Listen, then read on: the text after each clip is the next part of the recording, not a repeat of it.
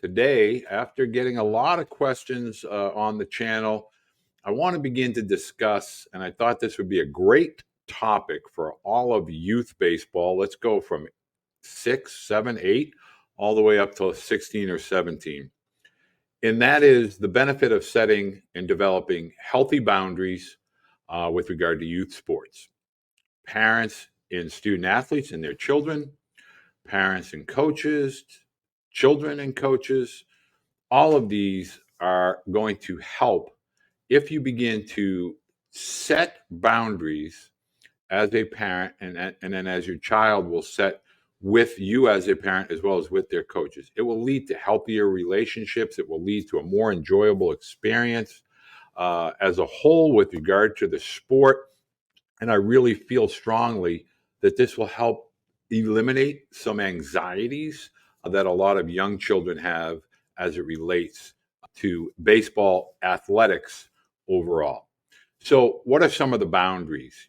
How are these? How do we want to kick this off? And so, what I always try to tell parents is that the definition of boundaries is within the context of youth sports is your child is the one playing and you're the fan and you're supporting your child with regard to the sport.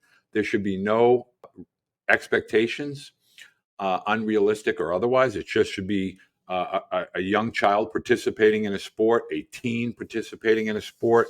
I think that the boundaries help create a better relationship and rapport between children and parents, and then ultimately between both of the parent and child with regard to the coaches. I think really what we're trying to do is encourage children to be more proactive with regard to their interests and independence as they see you as a parent trusting them in their judgment. And I think this is a topic that we need to discuss more as adults with regard to youth sports as a whole. And to be honest with you, I think this will help parents with their own sanity, right? Their own well being. It's important to understand that it's the child that's playing. And we really have to respect that boundary of a coach and a child or a student athlete. I think that's very, very important to the overall mental and physical well being of the children. So let's start with that, right? The over involvement of parents with coaches, trying to monitor and manage, micromanage every decision a coach makes, whether it's in a positive way for your child or a negative way with regard to playing time, positions, things of that nature. I think you need to leave that to the coach. Now, look, I was a dad and now I'm a grandfather, and I get it. And I've been a coach at the high school level and in the college level. And as a parent, let's face it, we all want our children to be happy and healthy, and we want them to be successful. And so sometimes that can find its way into youth sports. And I think it's important for us to understand that children are simply, this is an outlet for children. This is not going to be a professional endeavor for the vast majority. This is not going to lead to scholarships at the young ages. Nothing that they're doing as children is going to be an indicator, good, bad, or indifferent, as to their successes later on, whether that be at the high school varsity or with regard to college. The other part of this is I think if parents, I know when I would step away, and I did this purposely because I was a head coach and I had a tough time separating coach from dad. But I found that when I was in the outfield and had my headphones on or earpods, it was a more enjoyable experience. The next part of this is I really want to allow parents to understand that when we are overly involved or engaged as parents, whether that be in a competitive moment, a game, or interaction with other adults or coaches, it puts a lot of pressure on our children, and they feel this anxiety that they have to perform or else they're going to upset us as parents. And I think when we take a step back and we begin to understand the weight that that puts on our children's shoulders, I think if we begin to set goals and expectations as parents with our children, ask your child, what are they looking forward to with being involved in a particular sport? What are their hopes? What are their, what are their goals? And then discuss that and simply allow them to understand, as long as they're giving their best attitude, effort, energy, that's all that they can ask for themselves. And I think if we have that communication and dialogue prior to the start of any athletic season, I think our children will have a better experience as a whole, and they won't get that heavy burden, that anxiety. The other thing is I think it's important for parents and children to have a dialogue about balance. Balance. Athletics are a part of our children's youth. It's a part of their daily or weekly schedules. We don't have to put a lot of discussion points about what the expectations are for the big game, or are you going to start? Or are you going to be the shortstop? I think if we just kind of engage in conversation and ask questions about, how does that make you feel? Or what are your goals? Or what are your thoughts? How do you like Coach Smith? And things of that nature. And you get them to talk to you. I think that is a really big part of youth sports as a whole, is having parents that really want to have that open dialogue with their children. Some of the things that I always really emphasize when I'm working with young parents of young children and student athletes is, how are you handling conflict? Meaning, there's always going to be some form of conflict. Meaning, is your child not playing a certain position? Are they not getting a certain amount of playing time? Allow your children to handle that, as opposed to you picking up a phone or sending that email. Really easy for us now as parents to have access to, for the most part, volunteers that are coaching our children. But if you're playing a travel sport and you've paid money, it's natural for you as a parent to look for return on investment. But always err on the side of allowing your child or your student athlete to interact with that coach. Hey, coach, I'm just wondering, is there something that I can do during practice that I can that would help me possibly learn a different position, possibly get more playing time? Anything that you can instruct for me so that I'm able to do that within the confines of practice. I think if you communicate that and allow children to learn how to handle conflict and seek compromise, both with their coaches and their teammates, I think this will go a long way to developing a complete athlete.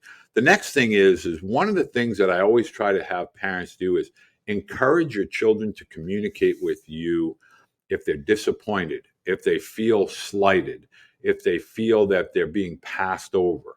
Ask questions, but don't necessarily try to give them the answers. Try to get them to kind of problem solve on their own. I think this is something that you will find a much more enjoyable kind of experience as a whole. Set examples, give examples, share examples, whether it's in your workplace or what you had as a child and things that worked, for you. And I think if we take the time to engage in conversation when the children are ready, meaning not after a competitive game, not after a tough practice, but when they're in some downtime or they get in the car and maybe on the way to school, and they, just allow them to know that, hey, I'm here if you need me. If you want to talk about anything, I'm happy to talk to you about it. But if you establish an open door policy with your child, your student athlete, and say, hey, look, if anything's ever bothering you, let me know. This is just between you and I. My sons and I used to have what we call the locker room. And this is something that they learned from me, and would hear my college athletes ask me for a locker room. And a locker room session was, if a student athlete needed to vent or get something off their minds, that they had the ability to do so over the course of 5 or 10 minutes, whatever time period they needed. It would never be held against them. It would never be shared with their parents, or I would never share it with the rest of the team. It was a private discussion between myself and the athlete, and they could vent and they could tell me absolutely anything. If they didn't like my physical appearance, they didn't like my words, they didn't like my practices, whatever it was, they could come in and let me have it right between the eyes, no harm, no foul, and then we would open up a dialogue. Well, my boys would do that from a very early age, and they would say, hey, Dad, I need a locker room. And, so we'd go in the bedroom, we'd shut the door, and, they'd begin to tell me, hey, this is bothering me, and I want you to know it's bothering me. And they would sometimes share some very, very deep things that they were dealing with, whether it was peer pressure or whether people were making fun of them or they were having a tough time getting between the lines and they didn't think the coach liked them, etc. And we would talk through different ideas. And I think that is something I would say to parents, if you offered that to your children, I think you'd be surprised at the number of times that they would want to have a locker room session with you as a parent. And so I think it's really great to have this type of opportunity to allow your children to understand sports are simply a part of their day-to-day life. It's not who they are. I think sports will teach them how to be competitive, how to understand that there will be winners and losers, how to compromise, how to deal and discuss possible the settlement of issues, both with teammates as well as coaches. But I think if we take the time to interact with our children and get them to be able to express themselves, and we as parents take a step back, understand we're not the ones competing, we're not the ones participating, and we're simply there to support our children and our athletes in whatever endeavor they want to play. There are no expectations. Whether you hit third or you hit ninth, whether you play shortstop or right field, you're part of a team, you're part of a collective unit, all wanting to have the same goals and hopefully the same outcomes. If this is the type of information, and this is what I'm really going to strive to do across all sports, is to begin to share some of my feedback as a parent, that things that worked for me and lessons from things that didn't necessarily work for me, and now talking to my sons as adults and what their feedback is on what they look forward to doing with their children. I want to be able to share this with you. I would appreciate it if you would subscribe to the channel, share the channel with others, share it on your social media. You can find me now across all social media platforms at Coach Beede, and that's Twitter, TikTok, Instagram. Going to be working closely with Tamara Seaman. We're going to have twice a month. We're going to talk about, mental development, mental performance, suggestions and ideas. I want to bring this to you. I think Tamara is a tremendous mentor in this field, and I really think it's going to benefit families as well as young student athletes. So go ahead and hit that like button, comment down below. I really want to know your feedback. I look forward to the next topic, and thank you for joining me tonight.